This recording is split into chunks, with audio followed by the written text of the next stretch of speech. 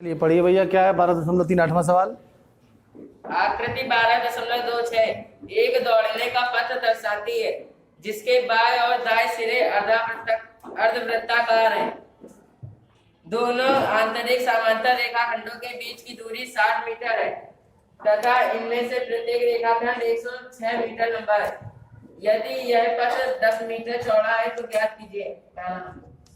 पथ के आंतरिक किनारों के अनुदिश एक पूरा चक्कर लगाने में चली गई दूरी। बस रुक जाइए जरा, पहले जो सूचनाएं दी गई है वो लिख लेते हैं।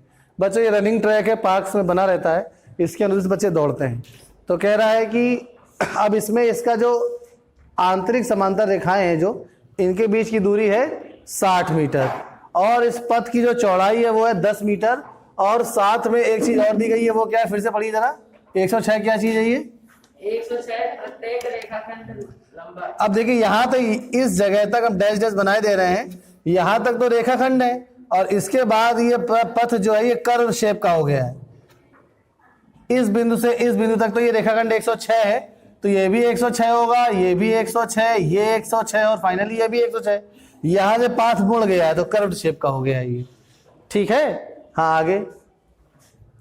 पथ के आंतरिक किनारों के अब देखिए आंतरिक किनारों के अनुदिश कितनी दूरी तय करी गई। तो देखिए आंतरिक पहला भाग जो अगर हम लोग करना चाहें तो आंतरिक किनारे ये हैं। तो ये जो कोई रनिंग ट्रैक में कोई अगर रनर दौड़ रहा होगा, मान लीजिए उसने इस पॉइंट से स्टार्ट किया, मान लीजिए हमने ए नाम दे दिया, तो ए से स्टार्ट किया, पहले ए से बी की तरफ गया होगा तो ए बी दूरी तय करी। तो पहला क्या है, प्रश्न पूछा गया है पथ के आंतरिक किनारों के अनुदिश एक पूरा चक्कर लगाने में चली गई दूरी। ठीक है, पहले भाग में सीधे हम तय दूरी लिख दे रहे हैं, ज्यादा भाषा नहीं लिखेंगे, एग्जाम में आप लोग लिख लीजिएगा। तय दूरी में क्या है, पहली दूरी तो ए बी हो गई, तो यहाँ पे हमने ए बी लिख दी। तो ए बी कितनी है बच्चों? 106। ध्यान से देखते जाइएगा, 106 आ गया प्लस ए बी के बाद वो अब यहाँ से यहाँ तक सी तक गया, मगर ये तो अर्धवृत्ताकार पथ है ना बच्चों, तो यहाँ पर प्लस आर्क बीसी उसने तय करी, ऐसे ऊपर आर्क का चिन्ह लगा देंगे कि आर्क बीसी उसने कवर करी। अभी ये नहीं मालूम निकालनी पड़ेगी, अभी इसको ऐसे ही छोड़ देते हैं। प्लस उसके बाद मान लीजिए डी तक गया तो सीडी दूरी तय करी, तो सीडी दूरी तो हमें पास पता है 106, यहाँ पे लिख दे रहे हैं, सीडी भी 106 होगी। उसके बाद फिर से वापस लौटा वो, तो अपने ए तक पहुंचने के लिए ए पे तो उसने आर्क डी ए दूरी तय कर ली, ये अर्धवृत्ताकार डी ए दूरी तय कर ली। नहीं समझ में आ रहा है? तो अब बच्चों ये दोनों तो हमें मालूम है बीसी ए और डी एक ही होंगी, बीसी डी ए पता चल जाए तो काम चल जाएगा, पहला आंसर आ जाएगा हमारा। अर्ध ये बच्चों क्या है, ये जैसे मान लीजिए ये पूरा वृत्त होता है तो ये उसका आधा भाग है, तो ये अर्धवृत्त का मतलब परिधि का आधा होगा, ये 2 पाई आर का आधा होगा, मतलब ये पाई आर दूरी होगी केवल। तो अगर हमें आर पता चल जाए तो काम चल जाएगा। अच्छा आर कैसे पता चलेगा, ये तो आंतरिक डिस्टेंस 60 दी गई है और इसको मध्य बिंदु अगर हम ले रहे हैं तो ये कितनी हो जाएगी, इसकी त्रिज्या 30 हो जाएगी। इसमें कोई दुविधा किसी को? तो इसमें बगल में इसको मेंशन कर लेंगे कि भाई स्मॉल आर यहाँ पर है 30 मीटर। और अच्छा अब चलिए लगे हाथ, अगर हम लोग बड़ी त्रिज्या भी निकालना चाहें तो निकाल सकते हैं क्या? देखिए ये 30 है और ये कितनी है 10, तो ये 30 है ये 10 है, तो पूरी यहां से यहां तक की जो बड़ी त्रिज्या है अर्थात कैपिटल आर, तो उसको भी 40 तो लिख सकते हैं। आगे जरूरत पड़ेगी उसकी तो उसका यूज करेंगे अभी हम लोग। इतनी बात सबको समझ में आ रही है? तो अब यहां पर बीसी की लंबाई क्या हो जाएगी बच्चों, पाई आर, पाई स्मॉल आर, क्योंकि ये अर्धवृत्त है तो यहां पर भी हो जाएगा प्लस पाई स्मॉल आर। बस आपको अब सिंपल कैलकुलेशन करनी, आंसर आ जाएगा। तो 106 जोड़ दीजिए तो यह हो गया 212 और ये पाई आर जोड़ दीजिए तो ये हो गया 2 पाई आर। 106 में 106 जोड़ दिया 212 हो गया, पाई आर से पाई आर को जोड़ दिया 2 पाई आर हो गया। अब पाई का मान कुछ दिया गया है बच्चों, तो बस ऐसे ही आंसर छोड़ दीजिए पाई के रूप में। चलिए देखिए लिखा गया है पीछे, पाई के रूप में लिखा है कि भिन्न में लिखा है, तो 2 भिन्न में लिखा है। तो चलिए मान रख देते हैं 22/7 और त्रिज्या बच्चों कितनी है इसकी 30। तो अब 7 सीधे लासापा हो जाएगा, तो 7 दूनी 14 की 4 हासिल लगे 1, 7 एकम 7 एक 8, 7 दूनी 14 ये, और इधर हो जाएगा 22 दूनी 44 0, तो 3 चौको 12 के 2 हासिल लगे 1, 3 चौको 12 1 13 और बटे यहाँ पे आ जाएगा 7। फाइनली अब ऐड कर लेंगे तो 0 में 4 जुड़ा 4, 2 में 8 जुड़ा 10 हासिल 1, 3 1 4 4 8 और 1 1 2, तो 2804/7 मीटर, यही पहला आंसर हो गया। चेक करिए आ रहा है कि सही बटन में लिखा है, आ रहा है। चलिए ये तो पहला भाग हो गया तय दूरी। अब दूसरा भाग को भी जरा करने का प्रयास करते हैं। पढ़ो भाई भदौरिया, दूसरा क्या है भाग? पथ का क्षेत्रफल ज्ञात करना। अच्छा, पथ का क्षेत्रफल ज्ञात करना है, बैठ जाइए। तो पथ के क्षेत्रफल ज्ञात करने के लिए क्या करा जाए, पहले पथ में है क्या क्या चीजें उसको देख लेते हैं, जरा उसको डिवाइड कर देते हैं।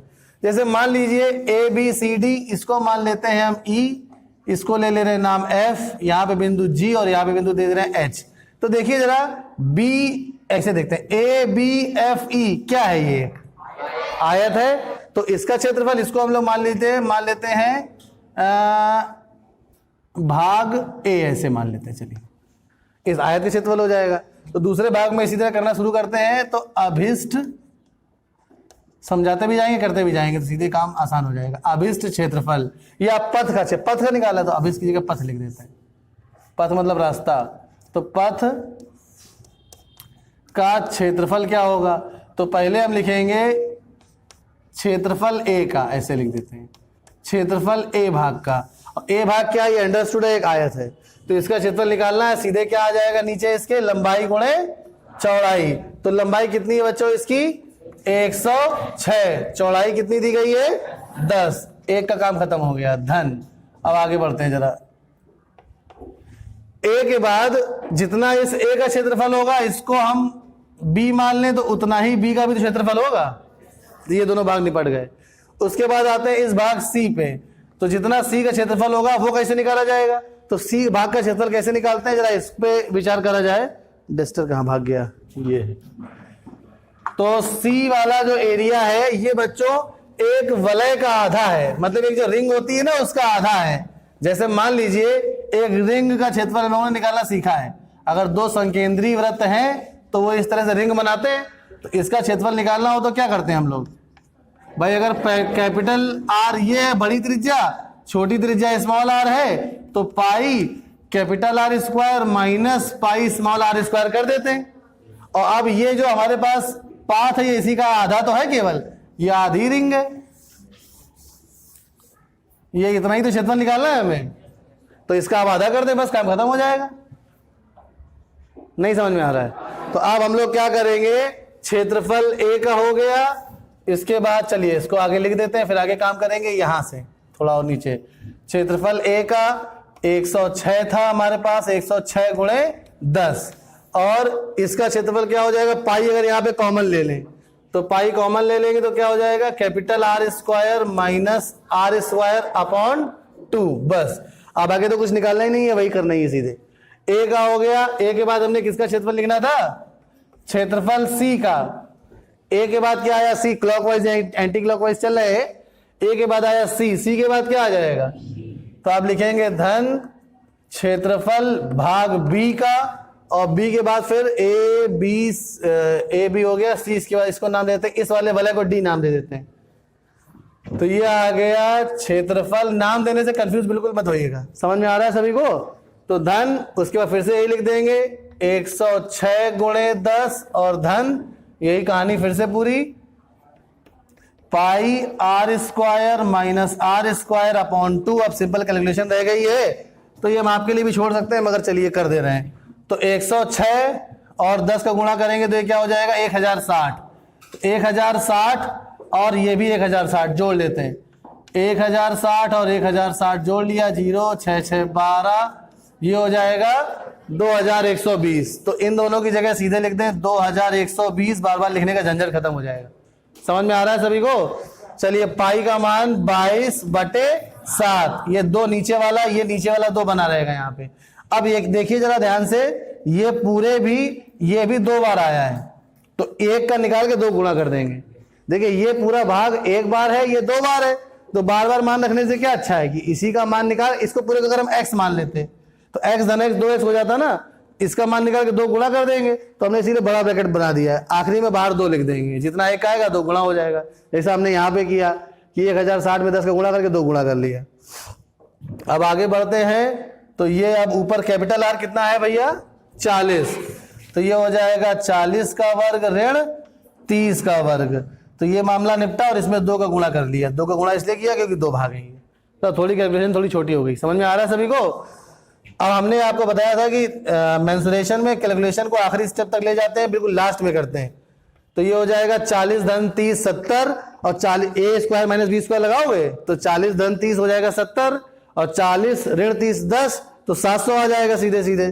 तो यहाँ पे लिखेंगे, पहले 2 से इसको निपटाते हैं। ये हो गया 11, तो अब ये हो गया 11 गुणे 700 और बटे क्या बचा 7, और ये बाहर वाला 2 तो बेचारा है ही, इसको लिख दिया। कोई समस्या किसी को समझ में आ रहा है कैसे हो रहा है? अब 7 से इसको जरा कैंसिल आउट कर देंगे तो ये आ जाएगा 100। तो अब ये 1100 में ये हो गया 1100 गुणा 1100 और 2 का बाहर गुणा हुआ तो क्या हो गया 2200, तो ये आ गया 2120 और इसमें हम जोड़ देंगे बच्चों 2200। तो यहाँ पे 2120 तो लिखा ही था, 2200 लिख के और जोड़ दिया जाए 0 2 2 1 3 तो 4320। चेक करिए आ रहा है? तो ये आ गया 4320 और ये सारी डायमेंशंस किस में थी मीटर में, तो इसका आंसर आ जाएगा मीटर स्क्वायर। समझ में आ गया सभी को? चलिए नोट कर लीजिए, धन्यवाद।